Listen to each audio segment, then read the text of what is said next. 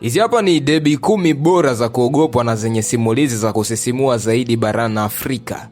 Karibu kwenye ulimwengu ambapo mpira wa miguu si mchezo tu, bali ni vita, imani na utambulisho. Barani Afrika, debi si dakika 90 tu za kukimbiza gozi la ng'ombe uwanjani. Ni dakika 90 ambazo mji usimama, ndugu hawasemeshani na uwanja unatetemeka kwa mihemko inaweza kupasua mbavu ama kusimamisha moyo. Hizi hapa sasa ndizo debi bora za kuogopwa na zenye simulizi za kusisimua zaidi barani Afrika. Tutaanza nafasi ya 10 mpaka ile debi ya kwanza. Kukona mimi mwanzo mpaka mwisho wa simulizi hii. Katika nafasi ya 10 kuna debi ya Nairobi. Nairobi debi inawakutanisha Gor Mahia versus AFC Leopards. Wenyewe huita mashemeji debi. Mashemeji debi hii ndo debi kubwa zaidi Afrika Mashariki na Kati baada ya debi ya Kariakoo. Inahusisha makabila mawili makubwa kule nchini Kenya, Waluo ambao ni wa Gor Mahia na Waluhya ambao ni AFC Leopards. Hii debi ingawa inaitwa mashemeji debi kwa sababu ya kuoana kati ya makabila hayo, uwanjani ni vita. Simulizi za waganga wa kienyeji kunyunyizia dawa kwenye milingoti ya magoli ni za kawaida sana katika hii debi ya mashemeji debi. Kuwaona mashabiki wa Gor Mahia wakisafiri juu ya mabasi huku wakiimba nyimbo za kishujaa ni debi inayojaza mji wa Nairobi shamra za ajabu. Ni debi kubwa kweli kweli nchini Kenya. Debi ya 9 ni Khartoum debi ambayo inawakutanisha Al Hilal versus El Merreikh. Iko Sudan hii. Licha ya changamoto za kisiasa, soka nchini Sudan linawaleta watu pamoja, lakini linapokuja swala la debi ya Khartoum, chuki hugeuka ndani ya dakika 90. Hizi ni timu mbili kubwa zenye mafanikio makubwa zaidi Sudan. Uhasama wao unahusisha hadi viongozi wa juu wa nchi. Kupoteza dabi ni aibu ya kitaifa kwa upande husika. Mashabiki wa Sudan wana utamaduni wa kipekee wa kishabiki, wakitumia mavazi ya kitamaduni na bendera kubwa zinazofunika majukwaa yote. Debi ya 8 ni Algiers debi ambayo inawakutanisha MC Alger dhidi ya USM Alger. Ni debi ambayo huchezwa kwenye uwanja Julai 5, 1962. Ni debi yenye hisia kali ya uzalendo na historia ya ukombozi wa Algeria. Mashabiki wanaoitwa Shanou ni wakali kiasi kwamba timu pinzani hupata wakati mgumu hata kufika uwanjani.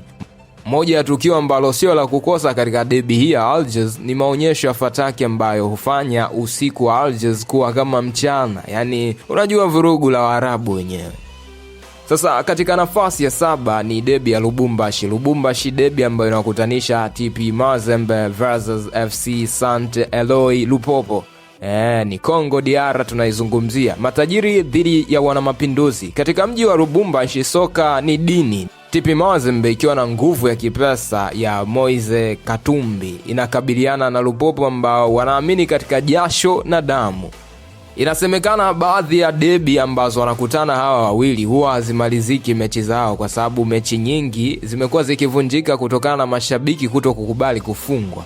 Inasemekana kuna wakati wachezaji walilazimika kuondolewa uwanjani na magari ya polisi, magari yenye security kubwa. Dansi za mashabiki wa Kongo, rumba jukwaani, hata kukiwa na uhasama, mdundo wa ngoma hauishi uwanjani. So ni mashabiki fulani hivyo wenye vurugu sana ambao sometimes hawakubali kushindwa. Sasa katika nafasi ya 6 kuna Eternal debi, debi ya milele isiyoisha. Hii inatokea kule nchini Ghana ambapo Asante Kotoko anakutana na vijana wa Accra Hearts. Sasa janga la uwanja wa Accra mwaka 2001 ambapo watu 127 walikufa, hii inabaki kuwa ni moja ya majanga makubwa zaidi ya soka duniani. Hasira za debi hii si za mchezo, ni mechi fulani hivi ambayo ni kama vita. Kotoko anajiita nungunungu. Kauli mbiu yao wanasema ukiua 1000, 1000 nyingine watazaliwa. Roho yao ya kutokukata tamaa ni burudani tosha uwanjani, japo kwa miaka hivi karibuni zile vurugu mpaka za kupigana zimepungua kwa kiasi kikubwa sana katika hii debi ya Eternal debi. Wanaita debi ya milele isokwisha. Sasa katika nafasi ya 5 tunaye debi la Tunisia, Debi of Tunis. Esperance de Tunis wanakutana na Club Africain. Sasa vita vya mji mkongwe. Tunisia ni nchi tulivu sana, lakini linapofika debi hili kila kitu kinabadilika. Esperance de Tunis inawakilisha utawala na mafanikio, huku Club Africain ikiwa ni timu ya watu. Sasa katika debi hii polisi wa kutuliza ghasia hufanya kazi ya ziada, kwa sababu mara nyingi mechi hizi huchezwa huku milipuko ya baruti ikisikika uwanjani kama vile milio ya risasi hivi. So ni moja ya debi ambayo ushindani wa nyimbo, mashabiki wa Tunisia ni watunzi wazuri sana wa nyimbo za kishabiki unaambiwa, ambazo huzifikisha timu zao kileleni mwa hamasa. So kunakuwa na fun moment nyingi katika mechi hizi, lakini vurugu ni la kutosha, kelele ni nyingi kiasi ambacho mpaka wachezaji wenyewe wanavurugwa na hizi kelele. Sasa kuna debi nambari 4 ambayo inaitwa Casablanca Derby, ambayo Raja Casablanca wanakutana na Wydad Athletic Club. Kama unataka kuona ushabiki wa kiwango cha Ulaya barani Afrika, basi nenda Morocco. Ndivyo wataalamu wa mambo wanakuambia. Mashabiki wa timu hizi mbili wanashindana kutengeneza picha kubwa za mashabiki ambazo zina ujumbe wa kutisha na kishujaa. Dabi hii inajulikana kwa vurugu za mitaani zinazoweza kudumu kwa siku 2. Moshi wa flares hufanya uwanja uonekane kama eneo la vita hivi vya anga. Yani ni balaa kweli kweli. Kuna remontanda ya ajabu mwaka 2019 kwenye michuano ya Arabu, ambapo Raja walitoka nyuma kwa magoli 4-1 na kusawazisha mpaka wakawa ni 4-4 ndani ya dakika 15 za mwisho. Mji mzima ulizizima, vurugu la kutosha katika jiji la Casablanca. Sasa hiyo ndo debi ya Casablanca.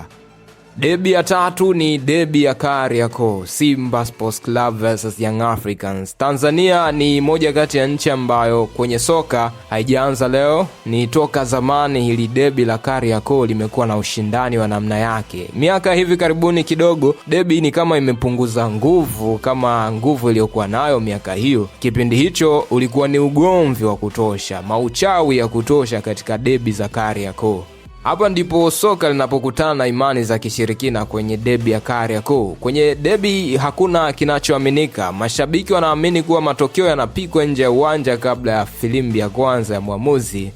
Matokeo tayari yanakuwa yanajulikana. Kumekuwa na imani nyingi sana mpaka mvua inatafsiri matokeo. Kuna timu haifungi bila mvua kunyesha. Kuna timu haifungwi pale ambapo mvua imenyesha. Ndizo imani ambazo mashabiki wa Kariakoo Derby wamekuwa wakiamini miaka yote. Ni debi ambayo ina vurugu ya aina yake. Miaka ya hivi karibuni kidogo vurugu limepungua, lakini zamani ilikuwa inatisha, kwa sababu Tanzania 80% ya Watanzania wana timu ambazo wanazishabikia katika hizi timu mbili, Simba ama Yanga. Yani unapozaliwa unapewa timu kabisa, unajichagulia timu kama kabila vile. Ukiwa katika nchi ya Tanzania katika hii Kariakoo Derby, basi lazima uchague upande, uko Simba ama Young Africans. Ni watu wachache sana ambao hawana upande kati ya Simba na Yanga.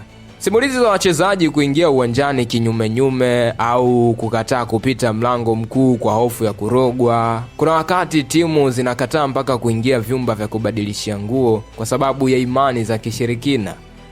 Kumekuwa na misemo mingi sana kila mwaka.